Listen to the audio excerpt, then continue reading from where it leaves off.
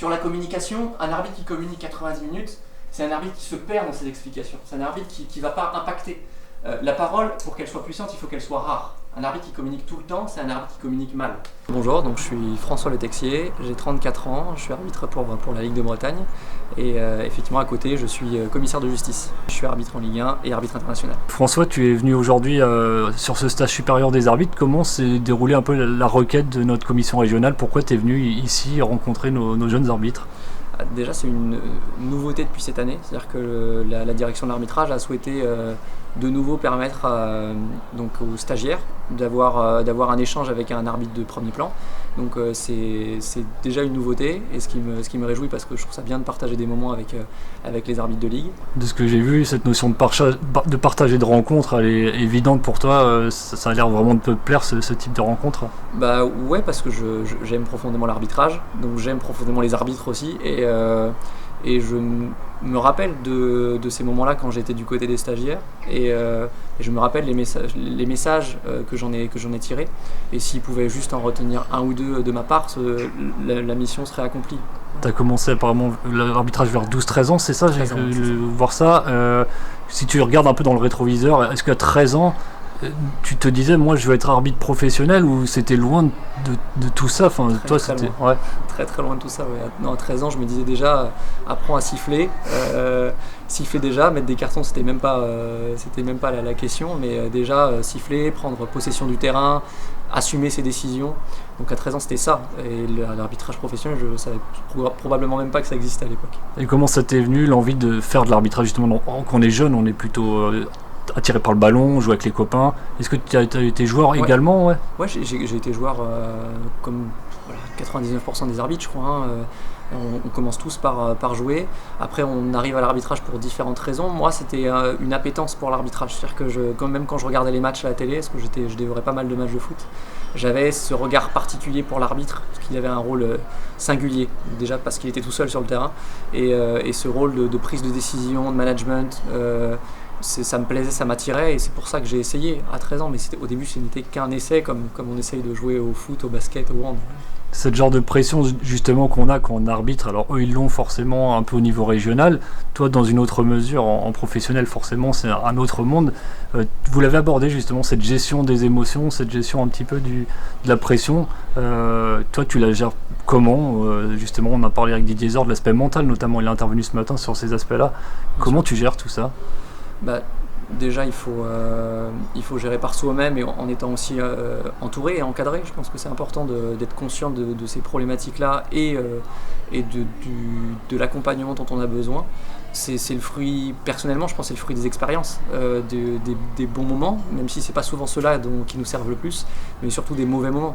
C'est dans les mauvais moments qu'on se rend compte notre capacité de résilience, qu'on se dit voilà, on doit poser sur tel domaine, sur tel autre, et c'est là où on apprend de nous-mêmes, quoi. Donc ces jeunes, ils ont déjà connu des épisodes difficiles, ils en connaîtront encore, c'est certain, je me fais malheureusement pas d'illusions pour eux, mais c'est à travers ces moments-là aussi qu'ils sauront un peu mieux qui ils sont et qui s'amélioreront dans leur qualité d'arbitre et d'homme et de femme. Tu as utilisé le mot de sportif de haut niveau. Aujourd'hui, pour toi, un arbitre de Ligue 1, même de Ligue 2, à l'international, on est un sportif de haut niveau à part entière, comme un joueur l'est d'ailleurs? Ouais, je pense qu'on l'est tout à fait. On est sportif de haut niveau parce qu'on a une exigence physique, on a une exigence intellectuelle, c'est-à-dire qu'on doit consacrer notre vie, notre temps à notre activité. C'est ça aujourd'hui être un sportif de haut niveau, c'est y consacrer du temps, c'est avoir le cerveau tourné vers ça. Et c'est le cas quand on est arbitre de Ligue 1 international. Et puis il y a tout le volet préparation physique, technique, linguistique. Tout ça, c'est du travail. Et oui, pour ça, bien sûr qu'on est sportif de haut niveau. Et le volet mental, tu m'as lancé sur ce sujet-là, mais un sportif de haut niveau, c'est aussi quelqu'un qui mentalement doit être armé pour supporter la pression du quotidien.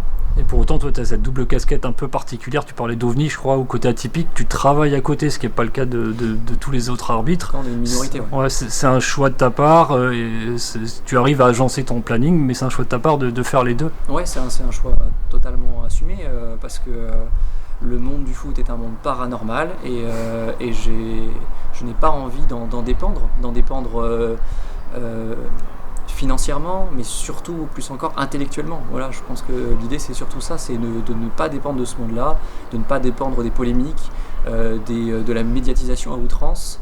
Moi, je ne veux retenir que ce qui m'a fait aimer l'arbitrage. Et ce qui m'a fait aimer l'arbitrage, c'est le terrain, c'est l'échange avec les collègues, et c'est pas les journaux et le traitement médiatique à J+2, J+3, J+16 qui m'intéresse. Moi, ça m'intéresse pas. Donc moins on te voit, plus t'es heureux finalement. J'ai pu comprendre que l'image...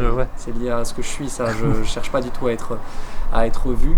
Je cherche juste à bien faire mon travail et c'est tout ce qui m'importe. Il y avait cet exercice du matin, la qualité-défaut.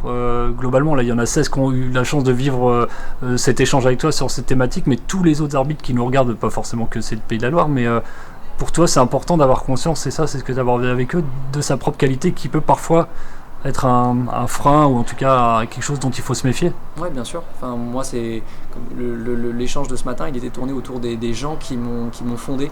Ça, c'était quelque chose d'important pour moi, de leur transmettre ce que moi, on m'a transmis. Et cette phrase de ta principale qualité est aussi ton principal défaut, ça permet effectivement de mettre en exergue le fait que même une qualité n'est jamais loin de devenir un défaut si on ne la contrôle pas, si on ne l'équilibre pas. Et je pense que c'est propre à l'arbitrage, mais c'est pas propre qu'à l'arbitrage. Voilà, ils avaient potentiellement déjà fait ce travail-là, parce qu'on le fait tous, mais ils ne l'avaient peut-être pas verbalisé. Et là, le travail de ce matin, c'était de le verbaliser pour en prendre conscience davantage, et donc de travailler sur ce volet-là, quoi. Quel conseil tu pourrais donner à des jeunes arbitres qui se lancent? Je ne sais pas si tu es au courant, on a une section foot arbitrage qui s'est lancée depuis 2 ans ici chez nous. On a 6 jeunes arbitres qui vont au lycée de façon classique, mais qui aussi sont logés à l'internat, s'entraînent tous les jours, ont un suivi personnalisé. Sur ces 6-là, mais même les autres d'une manière générale, qu'est-ce que tu as envie de leur dire, leur donner comme conseil, même si chaque parcours est évidemment singulier, mais c'est très compliqué de donner un conseil. On en a beaucoup parlé. On a parlé du positif, du négatif, des contraintes, des avantages de ce monde-là.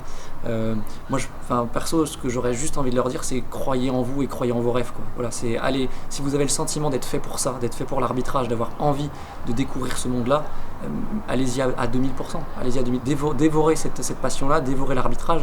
Vous aurez tout le temps de vivre des moments difficiles, vous aurez tout le temps de trouver un équilibre différent dans votre vie professionnelle, dans votre vie familiale. Oui, vous aurez des obstacles sur votre chemin, mais vivez votre vie, quoi. Vivez votre vie et croyez en vous surtout. Personnellement, tu as senti que l'arbitrage t'a permis de t'épanouir humainement? Sur quel domaine tu t'es senti grandir grâce aussi à l'arbitrage? Il y a peut-être ton entourage ou ta formation professionnelle personnelle, mais est-ce que l'arbitrage a été un accélérateur de ta personnalité? À 2000%. L'arbitrage m'a fondé. À 13 ans, j'étais timide, j'étais en incapacité de prendre des décisions.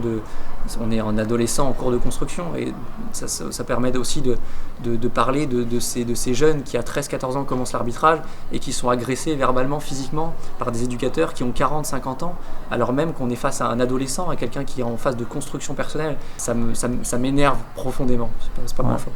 Mais ça, pour moi, c'est important de dire que ce sont des jeunes adolescents qui sont en cours de construction et qui apprennent à devenir des adultes. Ils découvrent. Avant de devenir des arbitres, ils apprennent à devenir des adultes.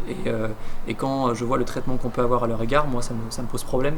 Donc il y a ça. Et donc oui, moi, l'arbitrage m'a aidé à devenir ce que je suis. Et j'aurais été incapable de parler devant toi si j'avais pas eu l'arbitrage. Ça marche. Bah écoute, merci de ta dispo encore une fois. Et bonne saison. Elle est riche entre la Ligue 1 et la Ligue des Champions. Tu t'ennuies pas, je crois. Pourvu qu'elle soit la plus riche possible. Moi, plus il y a de matchs et plus il y a de matchs sympas, et mieux c'est. Ça marche. Merci François Le Texier, et puis à très bientôt. À bientôt. Salut. Merci.